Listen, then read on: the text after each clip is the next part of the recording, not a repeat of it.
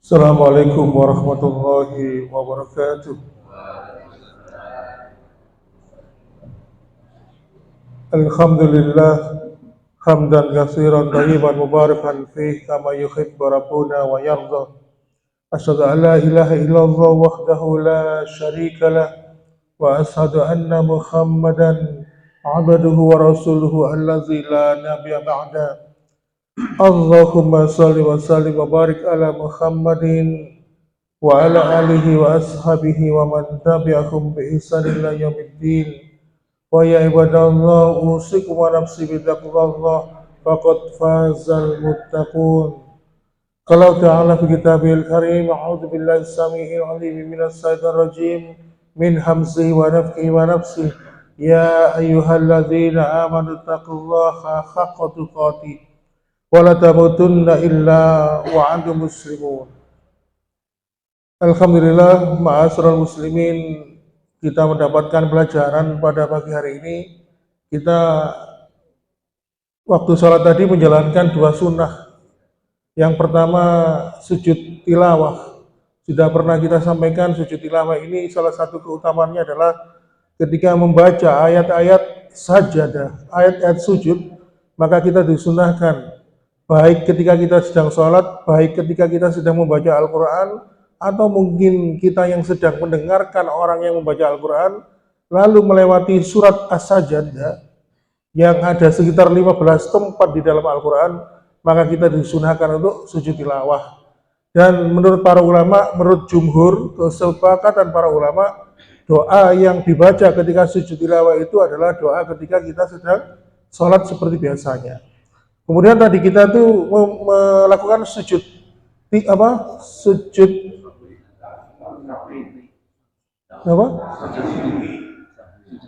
sujud sahwi nggih.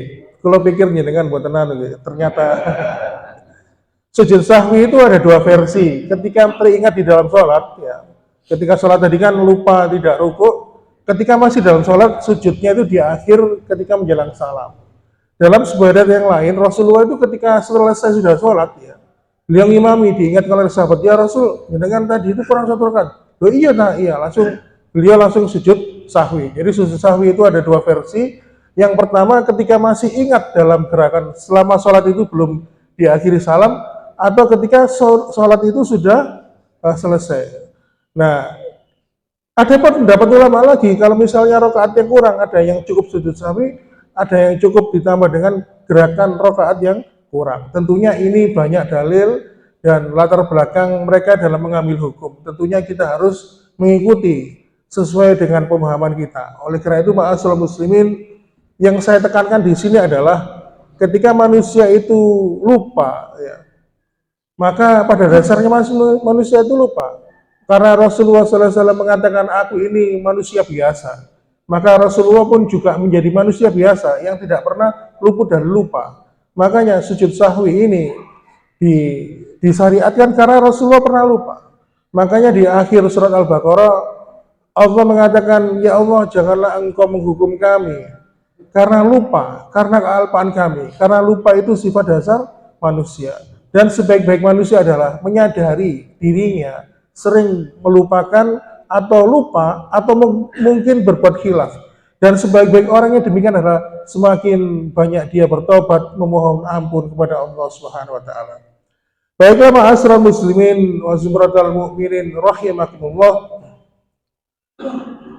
Kalau kita melihat kalender, kita besok tanggal merah, berarti peringatan Isra Mi'raj. Ma'asyiral muslimin, sering sudah dikisahkan, sering disampaikan kepada kita tentang kisah Isra Mi'raj.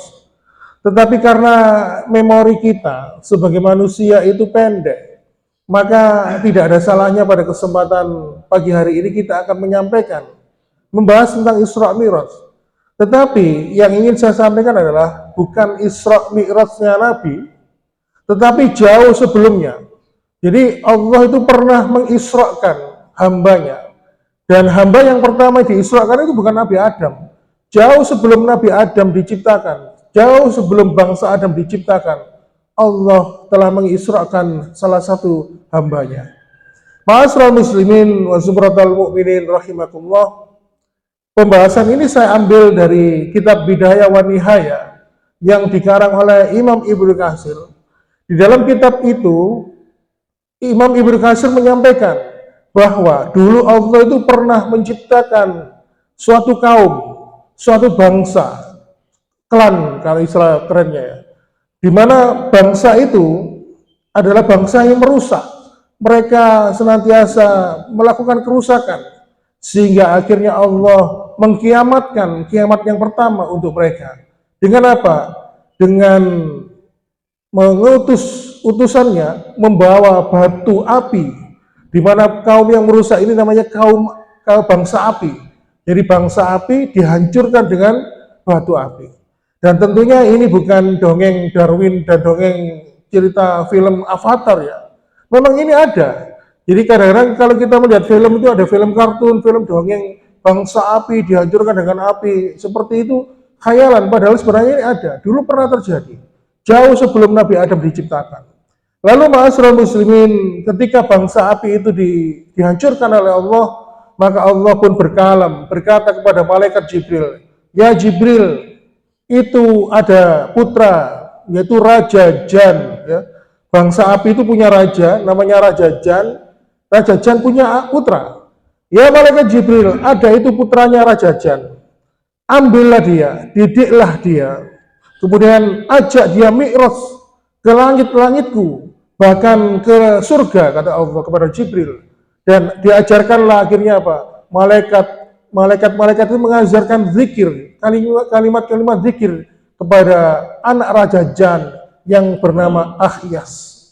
Kemudian ma'asyiral muslimin, setelah itu anak Raja Jan yang bernama Akhyas ini diganti namanya oleh Allah, diberikan gelar sebagai malaikat Azazil. Azazil di sini bukan malaikat, tetapi diberikan derajat yang sama oleh Allah dengan sederajat dengan malaikat. Akhirnya ma'asyiral muslimin, Azazil ini akhirnya apa? Bersuluh, berkhalwat, menyendiri. Dia melatih kerohaniannya. Dia dalam riwayat Imam yang disampaikan oleh Imam At-Tabari dalam kitabnya, Azazil ini berkhalwat, berzikir, mempelajari kalimat-kalimat zikir kepada Allah ini selama 18.000 tahun. Bayangkan. Lalu kemudian ma'asyiral muslimin, Allah pun akhirnya ingin menguji Azazil ini. Setiap pemberian pasti ada ujiannya. Dan ujian yang pertama bagi Azazil adalah ketika Azazil ini diperintahkan oleh Allah untuk bersujud kepada Adam, di mana Adam diciptakan dari tanah, di mana tanah itu yang biasanya diinjak-injak oleh Azazil. Ma'asyiral muslimin wa zumratal mu'minin rahimakumullah. Ketika Azazil ini diperintahkan oleh Allah untuk bersujud kepada Adam, Azazil ini enggan. Lalu jawaban dari Azazil ini diabadikan oleh Allah di surat Al-Isra di ayat yang 61. Bagaimanakah jawaban Azazil ini? Qala asjud liman khalaqta tin. Apakah kau harus bersujud kepada makhluk yang engkau ciptakan dari tanah? Padahal tanahnya itu dia injak-injak. Akhirnya ma'asyiral muslimin, ketika Akhyas yang mendapatkan gelar sebagai malaikat Azazil, dia menolak seruan Allah, perintah Allah untuk bersujud kepada Adam. Maka seketika itu juga dia mendapatkan kemurkaan Allah, sehingga akhirnya apa? Dia berganti nama menjadi iblis. Jadi iblis dulu itu adalah Azazil, diberikan gelar sebagai malaikat Azazil, yang nama aslinya adalah Akhyas, putra dari Raja Jan. 18.000 bersuluh, berkhalwat, berzikir ya, mendekatkan diri kepada Allah, tetapi hanya karena satu ujian, dia tidak lulus. Oleh karena itu ma'asyiral muslimin wa zumratal mu'minin rahimakumullah, makanya kita tuh harus hati-hati. Kadang-kadang ada orang yang sudah bertahun-tahun mengaku hafal hadis, hafal Al-Quran, bertahun-tahun mengaku dirinya dekat kepada Allah, tetapi ketika hatinya tidak bersih, hatinya tidak bisa menjadikan sandarannya hanya untuk Allah, maka seperti ini Azazil yang awalnya dia diberikan gelar sebagai penjaga surga, akhirnya iblis menjadi iblis sebagai makhluk yang dijauhkan dari kebenaran. Oleh karena itu, ma'asyiral muslimin, ketika Allah Subhanahu wa taala menciptakan Adam, lalu Allah pun mengabarkan kepada seluruh makhluknya, "Inni ja'ilun fil ardi khalifah." Aku hendak menjadikan Adam ini sebagai seorang khalifah di muka bumi ini. Di lanjutan ayat berikutnya ada dua komentar. Yang pertama, malaikat cahaya yang mengomentari, qalu ataj'alu fiha ma yusihu fiha wa yasfikud dima. Ya Allah, apakah engkau akan menciptakan manusia di muka bumi itu hanya sebagai sumber kerusakan, mereka saling bunuh-membunuh? Lalu kelompok yang kedua, malaikat yang kedua mengatakan, wa nahnu nusabbihu bihamdika wa nuqaddisu lak. Malaikat yang kedua ini mengatakan, ya Allah, bukankah kami ini lebih banyak zikirnya kepada engkau? Bukankah kami ini lebih banyak memujimu, ya Allah? Dan ternyata malaikat yang kedua ini dari kelompok malaikat api, salah satunya yaitu adalah Azazil. Ma'asyiral muslimin wa zubratal mu'minin rahimakumullah. Azazil di sini mulai rasis. Azazil mulai mempermasalahkan sukunya. Dia mempermasalahkan, saya suku api jauh lebih baik dibandingkan suku tanah. Oleh karena itu Allah mengusirnya dari surga. Lalu dia menangguhkan siksaannya hingga datang hari kiamat, dan dia bersumpah di hadapan Allah akan menyesatkan hamba-hamba Allah di dalam kehidupan neraka, dan mereka dijadikan teman sepenanggung sepenasib dalam kehidupan neraka yang kekal dan abadi. Oleh karena itu, ma'asyiral muslimin wa zumratal mu'minin rahimakumullah, itu tadi Azazil dimi'rajkan oleh Allah, dinaikkan ke langit, dari langit pertama, langit ketujuh, mulai masuk dari alam Jabarut, kemudian masuk ke alam malakut, hingga masuk ke dalam alam surga. Apa bedanya dengan Rasulullah SAW? Kalau kita melihat kisah mi'rajnya baginda Nabi Muhammad SAW, yang pertama adalah Azazil dinaikkan spiritualitasnya, dinaikkan kerohaniannya, tetapi hatinya, jiwanya tidak dibersihkan oleh Allah. Beda dengan Rasulullah, ketika usia 7 tahun, kita pernah membaca kisah, hatinya, dadanya dibelah oleh malaikat Jibril untuk disucikan, dibersihkan. Kemudian menjelang beliau diangkat menjadi seorang Nabi dan Rasul, dan diangkat ke langit yang ketujuh, beliau juga kembali dibelah dadanya, dibersihkan oleh malaikat Jibril. Sebelum Nabi Muhammad dimi'rajkan, bertemu dengan Allah untuk menerima perintah salat, sebelumnya Nabi disucikan hatinya. Sehingga akhirnya apa?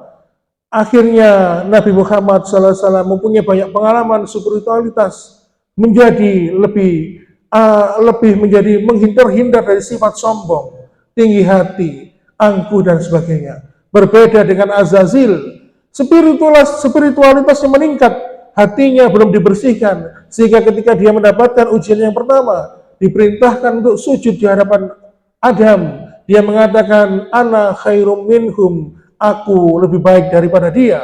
Suku api lebih utama dibandingkan dengan suku tanah.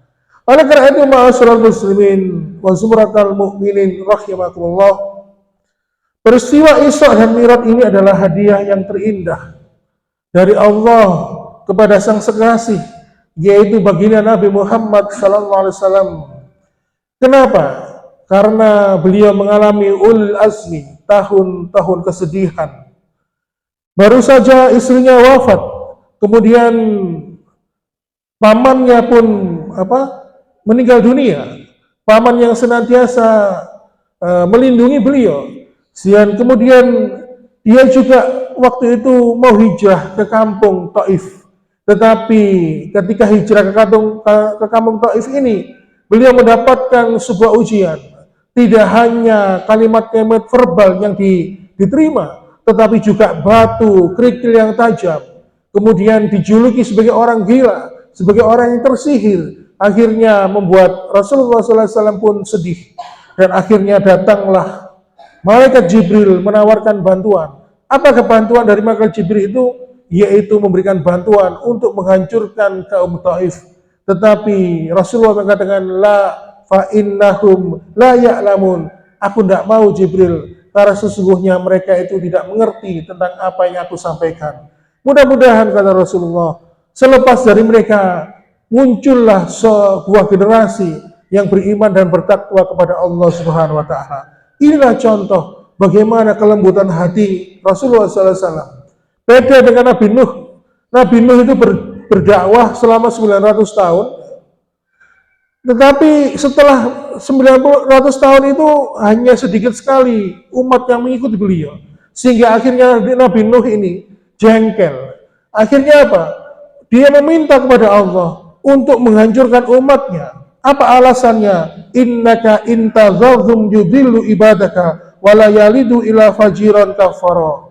Disebutkan oleh Allah di surat Nuh ayat 27. Kalau engkau tidak menghancurkan kaum ini ya Allah, maka nanti tidak akan waktu yang akan datang akan muncul sebuah kaum yang mereka akan menyesatkan hamba-hambamu dan mereka akan melahirkan anak-anak yang jahat yang tidak mau bersyukur kepadamu. Bayangkan, Nabi Adam tidak lebih mulia dari Nabi Muhammad, Nabi Nuh tidak lebih mulia dari Nabi Muhammad. Nabi Muhammad usia biologisnya hanya 63 tahun, sedangkan Nabi Nuh usianya bisa sampai 900 tahun berdakwah. Tetapi walaupun setua itu Nabi Nuh, tetapi lebih kalah dewasa dibandingkan Nabi Muhammad SAW. Hal ini disebutkan karena apa? Karena Allah sudah mensucikan hati dan jiwa baginda Nabi Muhammad SAW. Oleh karena itu, ma'asyiral muslimin, Rasulullah SAW mengajarkan kepada kita sebuah doa. Allahumma inni as'aluka salamatus sadr. Ya Allah, aku memohon kepadamu dari terbebasnya kebencian dan dendam kekesalan di dalam hatiku ini. Oleh karena itu, ma'asyiral muslimin, kalau kita membaca kisah bagaimana Rasulullah SAW harga dirinya dikoyak-koyak, harga dirinya dirobek-robek oleh orang-orang yang pernah menzalimi beliau, tetapi endingnya beliau mampu memaafkan, mampu memberikan dia tempat yang baik di sisi hatinya. Sedangkan para sahabat begitu geram melihat Rasulullah begitu memudah memaafkan musuh-musuhnya. Ini salah satunya adalah karena Rasulullah SAW disucikan hati dan jiwanya oleh Allah Subhanahu wa taala. Berkaitan dengan perjalanan Isra dan Mi'raj ini yang dilakukan oleh Rasulullah SAW, Allah Subhanahu wa taala mengabadikan di ayat pertama di surat Al-Isra, A'udzu billahi minasyaitonir rajim. Subhanalladzi asra bi 'abdihi lailan minal masjidil haram ilal masjidil aqsa alladzi barakna haulahu linuriyahu min ayatina innahu huwas samiul basir. Maha suci Allah yang telah memperjalankan hambanya pada waktu malam hari dari Masjidil Haram ke Masjidil Aqsa yang telah kami berkahi sekelilingnya agar kami perlihatkan kepadanya sebagian tanda-tanda kebesaran kami. Sesungguhnya dia maha mendengar lagi maha melihat. Ma'asyiral muslimin, ayat ini diawali dengan kalimat ijaz, yaitu kalimat yang redaksinya singkat dan mengandung lafzul jalalah, sehingga kalimatnya yang benar itu adalah subhanallahilladzi. Tetapi di sini disingkat menjadi subhanalladzi. Banyak peristiwa seperti tenggelamnya Fir'aun, itu peristiwa yang besar dan hebat, tetapi Allah menceritakan itu tidak diawali dengan kalimat subhana, maha suci. Penciptaan Adam, peristiwa yang besar, tetapi tidak diawali dengan kalimat subhana. Tetapi ketika Allah menceritakan tentang kisah Nabi Muhammad SAW Isra dan Mi'raj, diawali dengan kalimat subhanalladzi, maha suci Allah yang telah memperjalankan hambanya. Seakan-akan Allah ingin menegaskan maha suci Allah dari kelemahan, maha suci Allah dari segala kekurangan, maha suci Allah dari segala ketidakmampuan. Allah mempertaruhkan kesuciannya untuk menjamin kebenaran peristiwa Isra dan Mi'raj. Kemudian ada kalimat asroh. Di situ Allah memperjalankan di dalam peristiwa ini Allah yang aktif, sedangkan Rasulullah adalah yang pasif. Rasulullah diperjalankan. Kemudian ada kalimat bi'abdihi. Rasulullah dianggap sebagai Allah, sebagai abdihi, sebagai hambanya. Kenapa? Ketika berbicara tentang hamba, ada dua faktor. Yang pertama, ada terpisah antara hamba itu dikatakan adalah ruh dan jasad. Ketika Rasulullah dinaikkan oleh Allah dalam rangka Mi'raj, ruhnya dan jasadnya menjadi satu. Yang kedua adalah bahwasannya Rasulullah memang diakui oleh Allah sebagai hambanya. Muhammad adalah hambaku. Sedangkan di satu sisi, kita sering mengaku, saya adalah hamba Allah. Bisa jadi seperti saya kenal dengan Pak Presiden, tetapi belum tentu Presiden kenal dengan saya. Maka, kalau ada orang mengatakan, saya adalah hamba Allah, itu adalah sebuah ungkapan yang remeh dan receh. Kenapa? Semua orang bisa mengungkapkannya. Tetapi ketika Allah mengatakan, dia adalah hambaku, maka Allah yang mengatakan, menjabatkan jaminan, dia adalah benar-benar hamba Allah. Karena apa? Karena manusia hanya bisa mengaku-ngaku, mengaku hamba Allah, tetapi sering meminta pertolongan kepada selain Allah. Mengaku hamba Allah, tetapi lebih sering percaya ada kekuatan pada selain Allah, dan sebagainya. Oleh karena itu, ma'asyiral muslimin wa sumratal mu'minin rahimakumullah, adapun Nabi Muhammad SAW diberikan bi'abdihi sebagai hamba Allah, karena memang Rasulullah SAW adalah Nabi dan Rasul yang paling mulia di antara sekian banyak Rasul yang diutus oleh Allah SWT. Oleh karena itu, tidak bergeser kehambaan apapun yang menimpa beliau atas segala peristiwa yang terjadi. Beliau tetap menjadi hamba Allah. Maka ma'asyiral muslimin, marilah kita senantiasa mengikuti Rasulullah SAW dalam sepak terjangnya, dan kita jadikan suri tauladan dalam kehidupan kita. Ma'asyiral muslimin, pada kesempatan yang datang, karena terbatasnya waktu pertemuan kita pada pagi hari ini, maka kita akan melihat dan mempelajari apa yang dilihat Rasulullah SAW dalam perjalanan Mi'rajnya. Mudah-mudahan apa yang dilihat oleh beliau dalam perjalanan surga dan neraka itu bisa menjadi pelajaran bagi kita semua. Demikian yang bisa kami sampaikan. Saya akhiri, wassalamualaikum warahmatullahi wabarakatuh.